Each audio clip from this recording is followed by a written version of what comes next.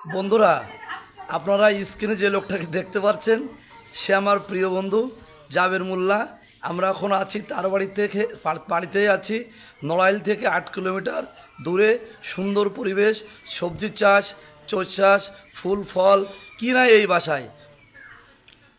চই আমাদের মশলা জাতীয় একটি উদ্ভিদ। এটা সাধারণত গাছে হয়ে থাকে, কচা গাছ, দেবদার গাছ, এইসব গাছে একটা খুব ভালো হয়। যে গাছগুলোর ছাল অত্যন্ত নরম সেখানে চইটা বাড়ে বেশি, গ্রোথ হয় বেশি।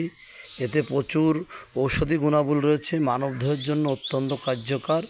এটা মাংসর সাথে মশলা হিসেবে আমরা সাধারণত ব্যবহার করি এবং এত ভালো মশলা যে আর বাজারে অন্য মশলার সাথে এর তুলনা হয় না। চই কোনো বিষয় না।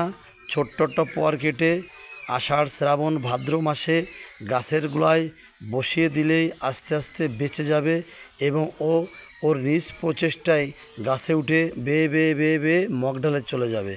এইভাবে বাড়তে থাকবে। আলাদা কোনো পরিচর্যার দরকার নাই, আলাদা কোনো সারের দরকার নাই, আলাদা কোনো ওষুধের দরকার নাই, কোনো বালানাশকের দরকার নাই। শুধু একটা জিনিস লক্ষ্য করতে হবে, অতিবৃষ্টি বা বন্যার কারণে ওর গোড়ায় পানি জমে না থাকে। যদি ওর গোড়ায় পানি জমে থাকে তাহলে সে গাছ মারা যাবে। পানির মেন শত্রু, আর অন্য কোনো বিষয় এ গাছ মারা যায় না। এ গাছ যত্রতত্র গাছে বেয়ে ওঠে, শুধু আমাদের একটু লাগাই দিলেই হয়। আষাঢ় শ্রাবণ এই 2 মাস সাধারণত চই লাগানি মৌসুম। আপনি নিজেও